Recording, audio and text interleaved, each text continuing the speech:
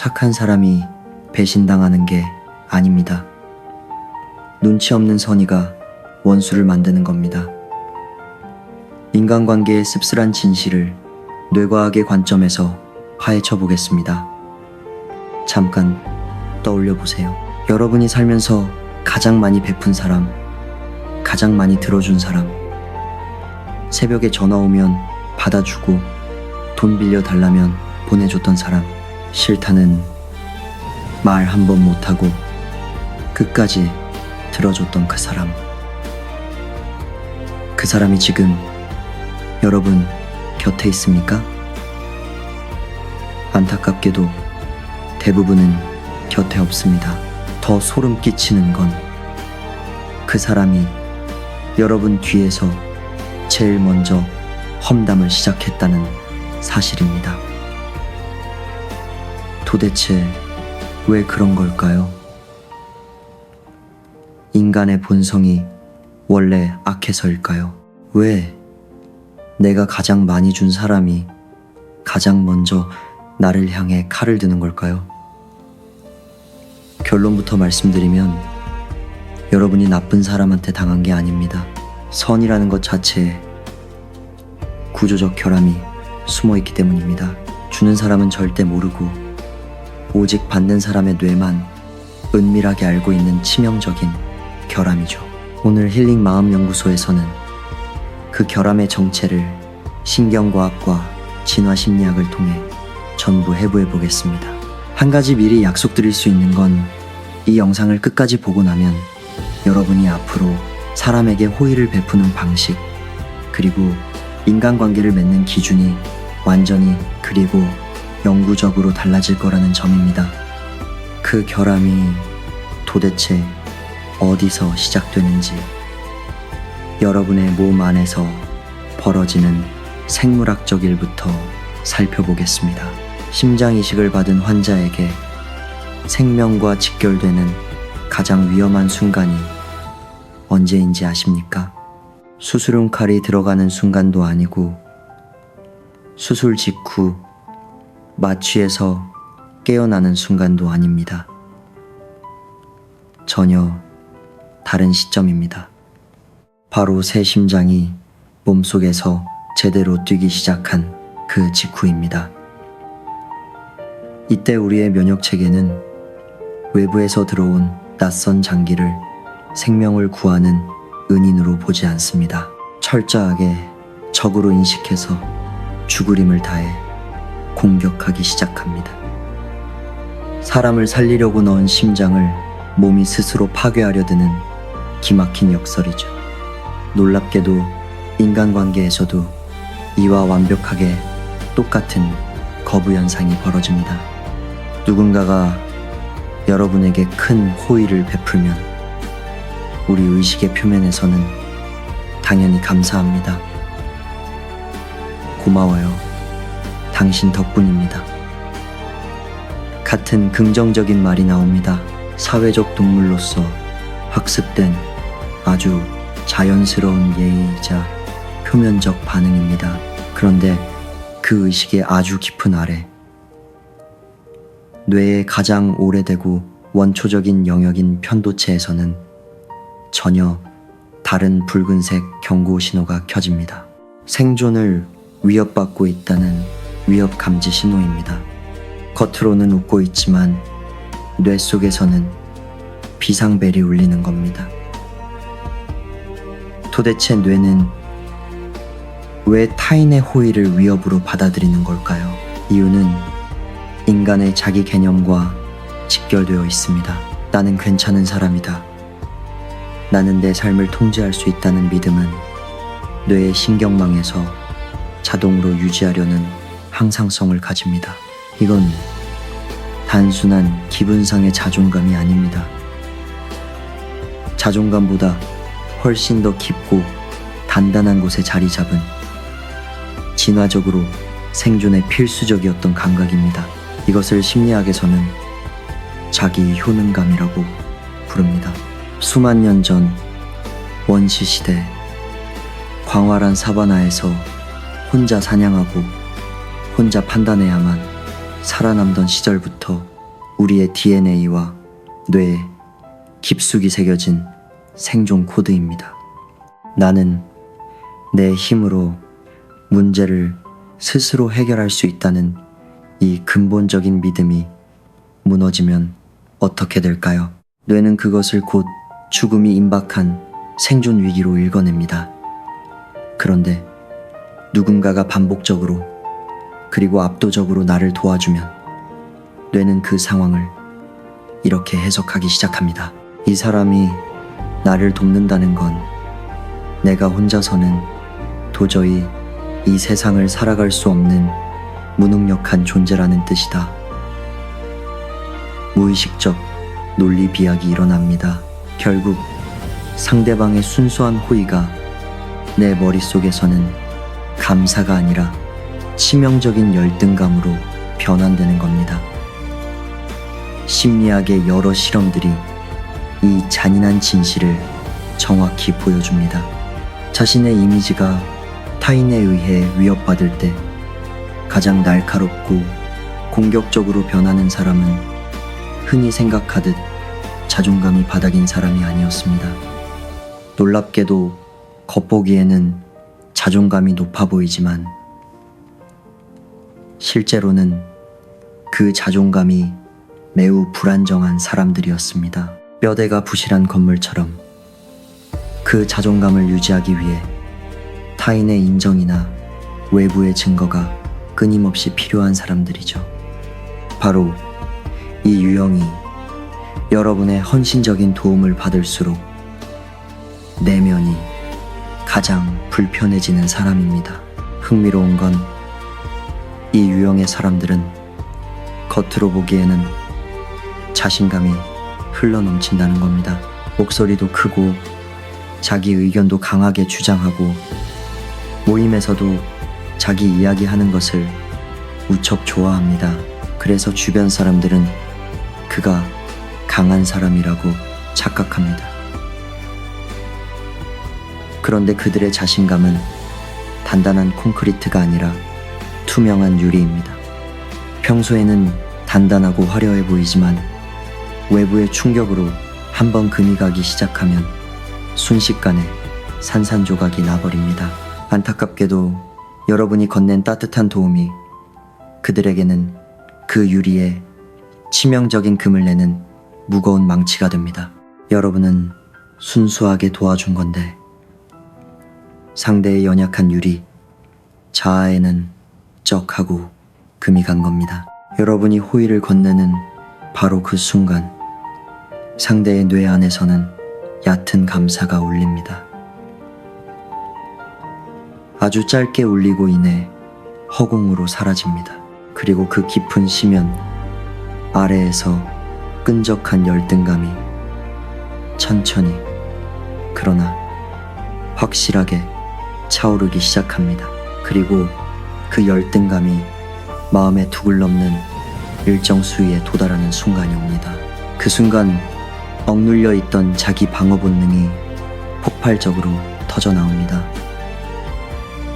표면의 감사, 심연의 열등감, 그리고 방어 본능, 이 세 개의 톱니바퀴가 뇌 속에서 동시에 무섭게 돌아가는 겁니다. 감사는 찰나의 표면이었고 열등감은 거대한 저수지였으며 방어 본능은 결국 붕괴되어 버린 댐이었습니다. 여러분은 그저 찰랑이는 표면의 감사만 보며 뿌듯해했던 거고 보이지 않는 곳에서 거대한 저수지에 물이 차오르고 있었다는 사실을 전혀 몰랐던 겁니다. 이건 앞서 말씀드린 장기이식의 거부 반응과 생물학적으로 완벽히 같은 구조를 가집니다. 살리려고 피를 나눈 건데 받는 쪽의 시스템이 오작동을 일으킵니다. 도움을 위협으로 분류해버리고 공격 태세를 갖추는 겁니다. 여기서 여러분이 스스로를 자책하지 않기 위해 한 가지만 꼭 기억하세요. 의학적으로 거부 반응은 이식한 장기가 나빠서 일어나는 게 절대 아닙니다. 장기는 건강합니다. 단지 받는 쪽의 면역 체계가 과민하게 반응해서 일어나는 비극일 뿐입니다. 마찬가지로 여러분이 베푼 호의가 질적으로 잘못된 적은 단 한 번도 없습니다. 다만 상대방의 고장 난 자아 면역 체계가 그 아름다운 선의를 어떻게 악의적으로 처리하는지를 여러분이 미처 몰랐던 것뿐입니다. 여기서 당연히 이런 합리적인 의문이 하나 들 수 있습니다. 그렇다면 모든 사람이 도움을 받으면 배신할까요? 물론 당연히 아닙니다.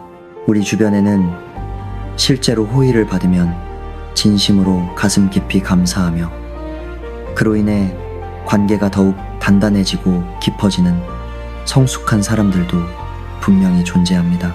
배신하는 사람과 감사하는 사람, 이 두 부류를 가르는 핵심적인 차이는 뇌의 정보 처리 방식 딱 하나에 있습니다. 자기 자신의 존재 가치를 외부의 시선이 아닌 내부의 단단한 기준에서 확인하는 사람은 타인의 도움을 자아에 대한 위협으로 처리하지 않습니다. 그들의 뇌는 아주 쿨합니다. 아, 이 사람이 지금 어려운 상황에 처한 나를 도와주네. 정말 고맙다. 나도 나중에 갚아야지. 정보 처리가 여기서 깔끔하게 끝납니다. 반면 자기 가치를 끊임없이 외부 평가에 의존하는 사람, 다시 말해 남이 나를 어떻게 보느냐가 곧 내 존재 가치의 전부인 사람에게는 다릅니다. 이들에게 누군가에게 도움받는 장면 그 자체는 타인들 앞에서 나는 혼자서 아무것도 못하는 약한 사람입니다라고 확성기를 대고 공개 선언하는 것과 같은 수치를 줍니다. 바로 이 취약한 유형이 치명적인 거부 반응을 일으키는 겁니다. 여기서 정말 무서운 문제는 이 위험한 유형의 사람들이 관계의 초기에는 세상 누구보다 가장 크게 감사해야 하는 척을 기가 막히게 잘한다는 겁니다. 눈물을 흘리며 고마워하기도 하죠. 왜냐하면 이들에게 과장된 감사 표현은 상대를 자기 곁에 묶어두는 생존 전략이니까요. 초기에 과장된 감사가 지나고 나면 두 번째 단계가 시작되는데 이는 훨씬 더 교묘하고 무의식적으로 일어납니다. 불의의 사고로 팔이 부러져서 두꺼운 부목을 댄 사람을 한번 머릿속으로 떠올려 보세요. 시간이 흘러 뼈가 다 붙고 드디어 답답했던 부목을 떼어내는 순간 그 사람은 무엇을 가장 먼저 기억할까요? 상식적으로 생각하면 부러졌던 팔이 드디어 다 나았다는 깊은 안도감, 그리고 그 불편했던 기간 동안 묵묵히 부목을 대주고 간호해준 사람에 대한 진심 어린 감사, 이렇게 아름답게 기억할 것 같지 않습니까? 하지만 우리의 실제 뇌과학적 메커니즘은 우리의 기대와는 전혀 다른 방향으로 잔인하게 작동합니다. 인간의 기억 시스템인 해마는 컴퓨터의 하드디스크처럼 있는 그대로를 저장하는 객관적인 사실, 기록 장치가 절대 아닙니다. 우리의 기억은 창고에서 꺼낼 때마다, 매번 떠올릴 때마다 현재 자신의 감정과 자기 이미지에 딱 맞게 실시간으로 재편집되고 각색됩니다. 뇌가 스스로 영화 감독이 되는 거죠. 이 현상을 심리학에서는 기억 재구성이라고 부릅니다. 여기서 가장 중요한 핵심은 뇌가 과거를 편집하는 기준이 과거에 일어났던 팩트가 아니라 오직 현재 시점의 내 자존감과 심리적 편안함이라는 점입니다. 자, 이제 부목을 떼고 팔이 다 나아서 정상 생활을 하는 사람의 현재 자기 이미지는 무엇일까요? 당연히 나는 신체 건강하고 멀쩡한 사람이다 라는 강한 독립적 이미지입니다. 그런데 이 사람의 뇌 속 깊은 기억 저장소에는 자신이 팔이 부러져서 혼자 밥도 못 먹고 아무것도 못한 채 누군가에게 전적으로 의존해야만 했던 초라한 장면이 선명하게 남아 있습니다. 이 과거의 기억이 현재의 이미지와 정면으로 충돌합니다. 이러한 인지 부조화가 발생하면 뇌는 극심한 스트레스를 받습니다. 그러면 뇌는 주인을 보호하기 위해 어떻게 할까요? 아주 과감하게 과거의 사실 자체를 왜곡하고 바꿔버립니다. 그때 그 사람이 나를 도와준 거? 가만 생각해보면 사실 별것 아니었어. 나 혼자서도 조금 불편할 뿐이지 충분히 해결할 수 있는 문제였지. 오히려 그 사람이 쓸데없이 오버해서 나서서 사람을 더 불편하게 만든 거지.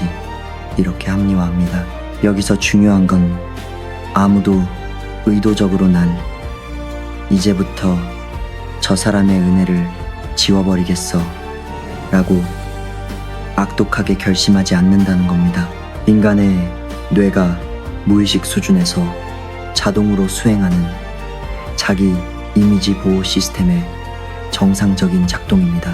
그리고 바로 이 지점에서 가장 잔인하고 역설적인 반전이 일어납니다. 물리 법칙처럼 여러분이 상대를 더 크게, 더 헌신적으로 도울수록 상대의 뇌에 각인되는 의존의 기억도 비례해서 커집니다. 과거의 의존 기억이 클수록 나는 독립적인 존재라는 현재의 자아와 일으키는 내적 충돌의 에너지도 기하급수적으로 커집니다.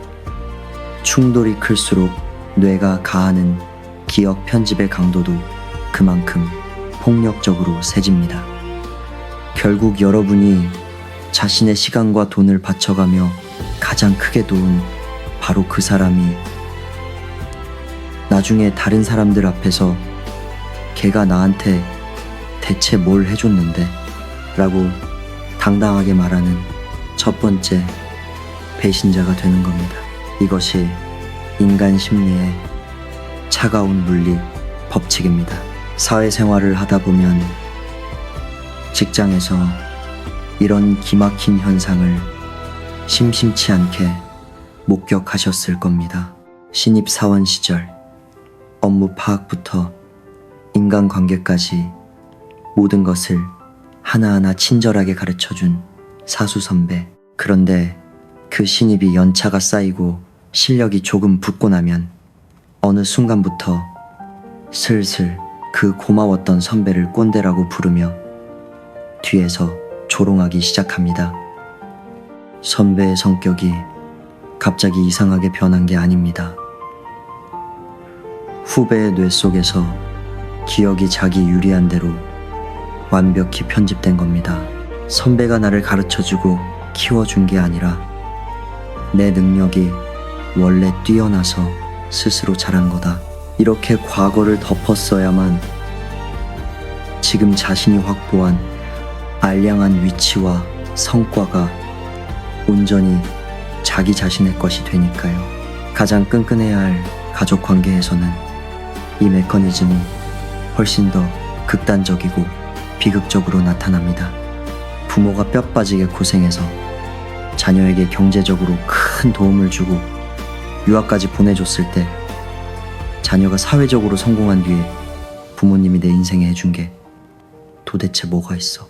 라며 화를 내는 경우 충격적이지만 놀랍도록 흔한 일입니다. 이 폐륜적인 발언조차도 도덕성의 붕괴라기보다는 뇌과학의 같은 메커니즘이 작동한 결과입니다. 부모에게 받은 것이 너무 거대할수록 자신의 성공이 부모 덕이라는 사실을 인정하는 순간 자신의 잘난 성취가 훼손된다고 느끼기에 뇌가 더 세게 과거를 지워버리는 겁니다. 친구 사이에서도 철저하게 마찬가지입니다. 취업 준비로 가장 암울했던 시절, 자기 시간 쪼개서 자기소개서 봐주고 밤늦게까지 면접 연습 같이 해주고 합격했을 때 자기 일처럼 진심으로 축하해줬던 진짜 친구. 그런데 그 친구가 번듯한 회사에 입사하고 적응하고 나면 바쁘다는 핑계로 슬슬 연락이 뜸해지기 시작합니다. 묘한 거리감이 생기죠. 그러다 나중에 다른 지인들에게 그 친구에 대해 말할 때 걔? 그냥 옛날에 도서관에서 같이 취업 공부 좀 했던 사이지라고 선을 그어버립니다. 여러분의 노고와 희생이 송두리째 빠져버린 겁니다. 그 친구의 편집된 기억 속에서 여러분은 은인이 아니라 그저 스쳐가는 행인 일로 전락해버립니다. 그런데 여러분, 여기서 우리 한 번만 솔직하게 자신을 돌아보겠습니다. 이건 듣기 좀 불편한 이야기일 수 있습니다. 지금 제 이야기를 들으면서 여러분은 머릿속으로 배신했던 사람들의 얼굴을 떠올리며 자신은 억울한 피해자라고만 확신하고 계실 겁니다. 하지만 잠깐 가만히 아주 냉정하게 스스로의 과거를 생각해 보세요. 여러분도 인생을 살면서 누군가의 부목을 매정하게 버린 적이 단 한 번도 없으십니까? 한때 가장 힘들 때 여러분을 지탱해줬던 사람인데 지금은 연락도 끊고 속으로 솔직히 그때 걔가 나한테 해준 게 뭐 그리 대단하다고라며 의미를 축소하고 있는 사람. 혹시 마음 한구석에 떠오르는 얼굴이 있지 않습니까? 괜찮습니다. 죄책감 가질 필요 없습니다. 여러분의 인성이 나빠서 그런 배은망덕한 생각을 하는 게 절대 아닙니다. 뇌가 살고 싶어서 현재의 자기 이미지를 안전하게 지키고 싶어서 무의식적으로 방어 기제를 작동시킨 것 뿐입니다. 우리 모두의 뇌가 그렇습니다. 이것이 바로 이 메커니즘에 진짜 소름 끼치도록 무서운 점입니다. 가해자도 피해자도 그 누구도 악의적으로 의도하지 않았는데 인간의 생물학적 시스템 안에서 자동으로 굴러간다는 사실입니다. 그렇다면 이토록 인간관계가 허무한 것이라면 우리는 이제 그 누구도 돕지 말고 마음의 문을 닫고 평생 혼자 외롭게 살아야만 하는 걸까요?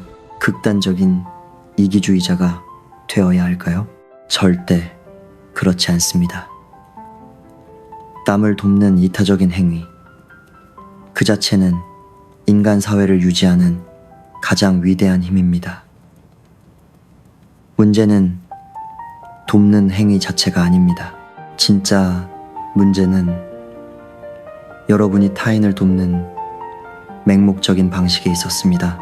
더 정확히 심리학적으로 말하면 호의를 베풀고 나서 상대에게 어떤 심리적 위치를 부여하느냐의 문제입니다.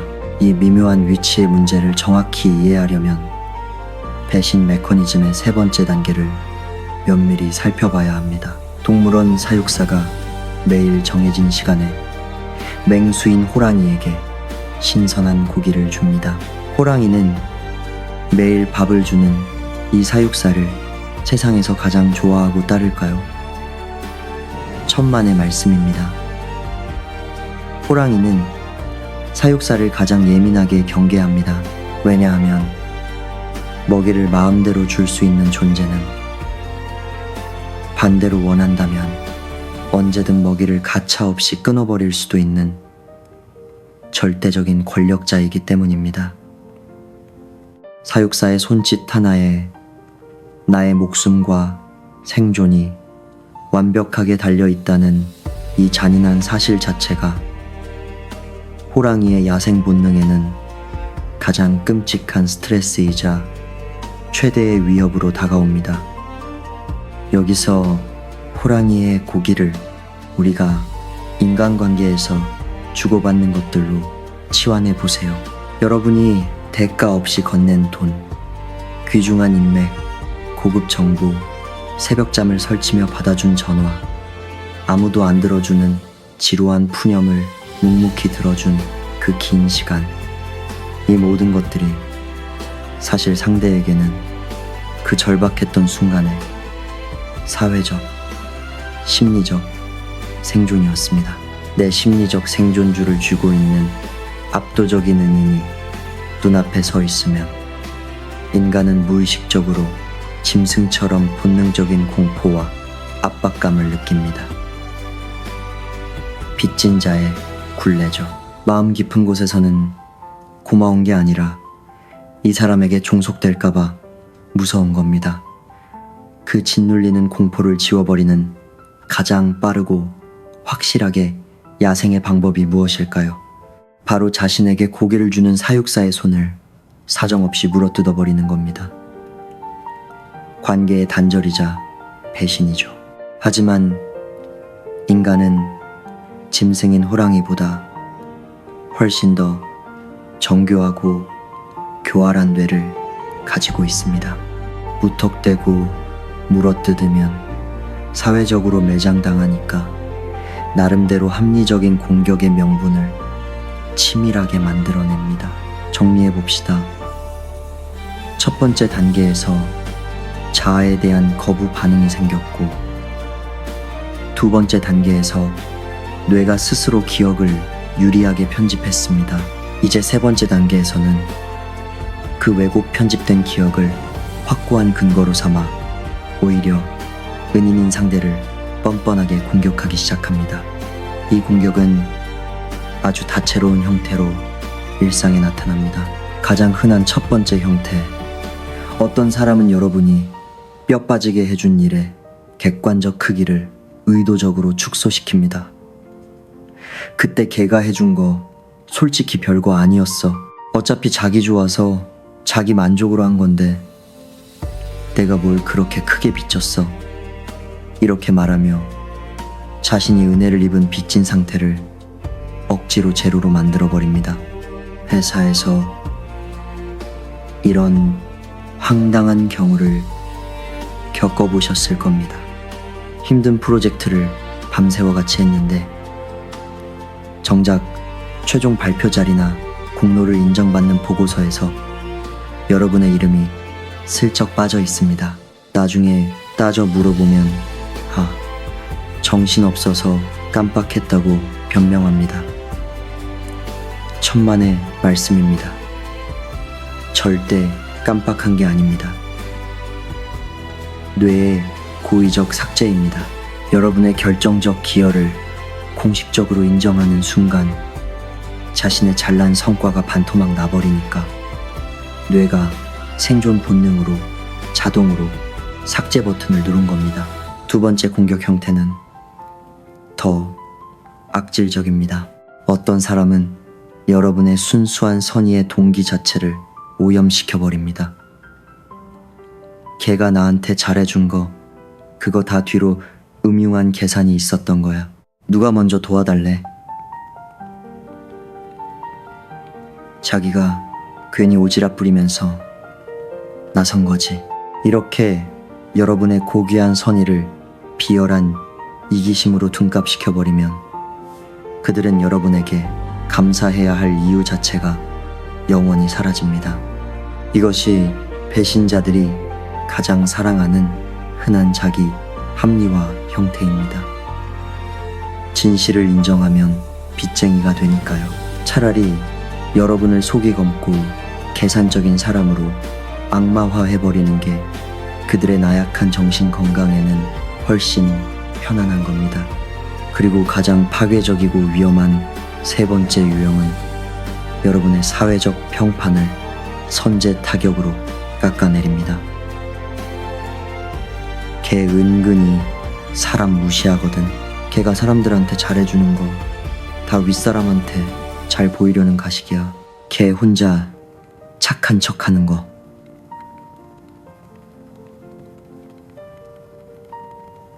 솔직히 나만 불편해 라며 여론을 조작합니다. 여러분이 혹시라도 나중에 그들의 배신이라는 진실을 입 밖으로 꺼냈을 때 주변의 그 누구도 여러분의 말을 믿지 못하도록 사전에 견고한 방화벽을 쳐버리는 겁니다. 이 유형이 현실에서 가장 무서운 이유는 타이밍 때문입니다. 여러분이 철저하게 배신당했다는 끔찍한 사실조차 아주 한참 뒤에야 소문이 돌고 돌아 여러분 귀에 들어왔을 때야 비로소 알게 되기 때문입니다.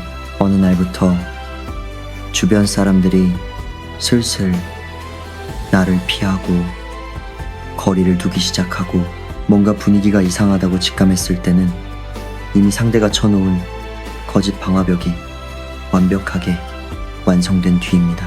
재밌는 건 이 현상이 단순한 뇌피셜이 아니라 엄격한 통제를 거친 사회심리학 실험에서도 완벽히 똑같은 결과로 증명되었다는 겁니다. 실험 참가자들에게 극도로 이타적이고 희생적인 천사 같은 사람의 프로필을 보여주었습니다. 결과가 어땠을까요? 놀랍게도 평범하게 이기적인 사람보다 비호감표를 훨씬 더 많이 받았습니다. 특히 그 이타적인 대상과 자신을 직접적으로 비교해야 하는 경쟁 상황에서는 그 비호감과 증오의 강도가 폭발적으로 강해졌습니다. 심리학 연구팀은 이 기이한 현상을 착한 사람 폄하 효과라고 공식적으로 명명했습니다. 사람들이 헌신적인 여러분을 뒤에서 욕하는 진짜 이유는 따로 있습니다. 여러분이 도덕적으로 나빠서가 절대 아닙니다. 여러분의 그 빛나는 선의가 역설적이게도 상대방 내면의 추악한 이기심과 무능함을 너무나 선명하게 비추는 잔인한 거울이 되어버렸기 때문입니다. 여러분 옆에 서 있으면 자기 자신이 형편없는 쓰레기처럼 느껴지니까 그 불쾌한 감정을 없애려고 공격하는 겁니다. 자신을 반성하는 대신 여러분을 위선자로 몰아가며 거울 자체를 깨버리는 가장 쉬운 길을 택하는 겁니다. 여기서 잠깐 숨을 고르고 멈추겠습니다. 제 이야기를 듣는 지금 혹시 머릿속에 강렬하게 떠오르는 얼굴 하나가 있으십니까? 여러분이 피땀 흘려 분명히 도와줬는데 나중에 뒤에서 칼을 꽂은 그 사람, 이제 그 사람의 이해할 수 없었던 배신 행동이 과학적으로 명쾌하게 설명이 되실 겁니다. 그 사람이 태생적으로 악마라서 인성이 바닥이라서 그런 게 아닙니다. 호의에 대한 뇌의 거부 반응이 일어났고 살기 위해 기억이 편집되었고 그 편집된 기억이 자기 합리화와 공격의 든든한 근거가 된 것뿐입니다. 생물학적 비극이죠. 그렇다면 우리는 이 잔인한 뇌과학적 메커니즘 앞에서 어떻게 처신해야 합니까? 인간관계를 지키면서도 상처받지 않는 유일한 해법, 원칙은 딱 하나입니다. 어떤 상황에서도 상대에게 절대 100을 다 주지 마세요. 여러분이 영혼을 갈아 100을 완벽하게 채워주면 상대의 뇌에서는 치명적인 두 가지가 동시에 작동합니다. 첫째, 이 사람은 나 없이도 잘 살지만 나는 이 사람 없이는 아무것도 못 산다는 끔찍한 위치 불균형이 무의식에 각인됩니다. 둘째, 다음번에 여러분이 상황이 안 좋아 90만 줘도 상대는 예전보다 차갑게 변했다고 확신하며 분노합니다. 호의의 기대치가 이미 베개, 디폴트로 굳게 고정되어 버렸기 때문입니다.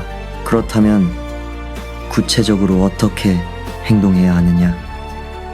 도움의 크기를 철저하게 의도적으로 60에서 딱 멈추세요. 남은 40의 여백은 상대방이 자기 힘으로 땀 흘려 스스로 채우도록 가만히 두는 겁니다. 답답해도 지켜봐야 합니다. 이렇게 하면 상대의 뇌에서 놀라운 화학적 변화가 일어납니다. 나도 내 힘으로 해냈다는 성취감이죠.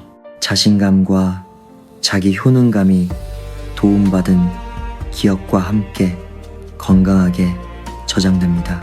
일방적인 의존 기억이 아니라 함께 문제를 해결했다는 동등한 협력 기억이 뇌에 새롭게 만들어지는 겁니다. 이 협력 기억은 나중에 왜곡 편집의 대상이 되지 않습니다. 왜냐하면 나는 할 수 있다는 현재의 건강한 자기 이미지와 전혀 충돌하지 않으니까요. 그런데 여기서 인간관계의 진짜 고수들은 한 단계 더 깊이 들어갑니다. 그들은 60의 도움을 주면서 동시에 아주 정교한 한 가지 기술을 더 구사합니다. 바로 상대의 아주 작은 개선 가능한 단점을 의도적으로 하나 툭 지적하는 겁니다. 예를 들어 회사에서 후배가 보고서를 도저히 못 쓰겠다며 징징거리며 가져왔다고 칩시다. 예전에 착하기만 한 여러분이라면 밤을 새워가며 옆에 앉혀놓고 처음부터 끝까지 다 고쳐줬겠죠. 이제 방식을 완전히 바꾸세요. 서론 구조는 이렇게 잡는 게 좋아. 그런데 너는 맨날 결론이 흐지부지 약하더라. 그 부분에 집중해봐. 나머지는 네가 직접 채워보고 도저히 안 되는 부분만 내일 다시 가져와. 이렇게 말하세요. 이게 왜 뇌과학적으로 그토록 중요하냐? 결정적인 도움과 함께 뼈아픈 단점을 짚어주면 상대의 뇌는 여러분을 범접할 수 없는 완벽한 신이나 은인으로 단상 위에 올려놓지 않습니다. 완벽한 시혜자가 아니라 현실적이고 날카로운 피드백을 주는 동등한 협력자로 카테고리를 재분류합니다. 이게 핵심입니다. 신은 숭배받다가 결국 인간의 열등감에 의해 나중에 진흙탕으로 끌어내려져야 할 운명이지만 협력자는 굳이 애써서 끌어내릴 심리적 이유가 전혀 없습니다. 이것이 바로 스스로 약간의 악역을 자처하여 자신을 보호하는 고도의 심리 기술입니다. 여러분이 뿜어내는 그 약간의 서늘함이 역설적으로 여러분의 뒤통수를 보호합니다. 절대 오해하지 마세요. 이건 비열하게 상대를 깎아내리거나 가스라이팅을 하라는 게 아닙니다. 상대가 여러분을 신격화하여 스스로 열등감에 빠지지 못하도록 사전에 방어벽을 쳐주는 겁니다. 놀랍게도 이것이 그 사람의 자존감을 지켜주고 진짜 아끼는 가장 세련되고 성숙한 어른의 방식입니다. 친구 사이에서도 똑같습니다. 친구가 큰 인생의 고민을 털어놓으면 예전에는 내일처럼 밤새워 들어주고 완벽한 해결책까지 다 찾아 떠먹여줬겠죠. 이제 바꾸세요. 핵심만 공감하며 들어주고, 그런데 너 이런 비슷한 상황에서 맨날 회피하는 똑같은 선택을 하더라. 이번엔 거기만 고쳐봐라고 묵직한 돌직구 한마디를 던지세요. 그리고 빠지세요. 나머지 감정의 찌꺼기는 스스로 정리하게 차갑게 두세요. 이 돌직구 한마디가 상대의 뇌 속에서 여러분을 부담스러운 구원자에서 만만한 동료로 안전하게 내려놓습니다. 구원자는 십자가에 못 박혀버려지지만 동료는 평생 오래갑니다. 다음으로 아주 유용한 기술, 상대에게 특권을 부여하는 심리적 장치입니다. 도움을 무조건 일방적으로 주기만 하는 대신 상대도 여러분에게 무언가 가치 있는 기여를 할 수 있는 작은 틈을 의도적으로 열어두는 겁니다. 이건 단순히 작은 부탁을 해서 얄팍한 호감을 사는 벤자민 프랭클린 효과 수준이 아닙니다. 뇌의 권력 지도를 바꾸는 겁니다. 내가 받기만 하는 불쌍한 잉여가 아님을 증명하게 해주세요. 내가 저 사람에게 꼭 필요한 존재라는 감각으로 뇌를 재분류시키는 작업입니다. 무언가를 도와준 뒤 이렇게 한마디 덧붙이세요. 아, 참, 이건 내가 잘 모르는 영역인데 네가 이쪽은 감각이 있으니까 나중에 한번 봐주면 진짜 큰 도움이 될 것 같아. 사실이 아니어도 상관없습니다. 립서비스라도 효과는 확실합니다. 이 마법의 문장 하나가 상대의 뇌 안에서 찌그러져 있던 여러분과의 수직적 권력 관계를 완벽한 수평으로 깔끔하게 리셋합니다. 마지막으로 여러분 주변의 인간들을 걸러낼 수 있는 확실한 감별법을 하나 알려드리겠습니다. 이건 여러분이 오늘 당장 써먹을 수 있는 아주 실용적이고 강력한 리트머스 시험지입니다. 지금 당장 여러분의 호의를 확 줄여보세요. 평소 100을 주던 사람에게 내일부터 당장 60만 주는 겁니다. 그리고 상대의 반응을 조용히 관찰하세요. 만약 상대가 눈빛이 변하며 요즘 왜 그래? 나한테 불만 있어? 변한 거 아니야? 라고 따져 묻는다면 그 사람은 여러분의 뼈 빠지는 헌신을 당연한 자기 권리로 계산하고 있던 겁니다. 여러분의 선의가 줄어든 게 아니라 자기가 착취할 몫이 줄어든 것에 대해 분노한 기생충입니다. 이 사람에게는 내일부터 30만 줘도 충분합니다. 반대로 상대가 요즘 표정이 안 좋네. 무슨 힘든 일 있는 거 아니야? 내가 도울 일 없어? 라고 여러분의 안위를 먼저 묻는다면 그 사람은 호의가 아니라 여러분 자체를 아끼는 귀인입니다. 이 한 번의 잔인한 테스트가 여러분 주변에 숨어있던 호랑이와 평생 갈 귀인을 단 한 방에 완벽하게 분류해낼 겁니다. 여러분이 베푼 선의는 결코 틀리지 않았습니다. 아름다운 겁니다. 다만 그 선의가 상대의 뇌에서 어떻게 왜곡 처리되는지를 아무도 알려주지 않았을 뿐입니다. 자책하지 마세요. 여러분은 훌륭합니다. 태양처럼 무차별적으로 모두에게 에너지를 쏟지 마세요. 따뜻한 모닥불이 되세요. 가까이 다가오는 사람만, 그리고 가까이 올 자격을 스스로 증명한 사람에게만 온기를 나누세요. 그래야 여러분의 선의가 배신이라는 쓰레기 데이터로 변질되지 않습니다. 힐링 마음 연구소 PSY 남준이었습니다. 영상이 도움되셨다면 구독 부탁드립니다.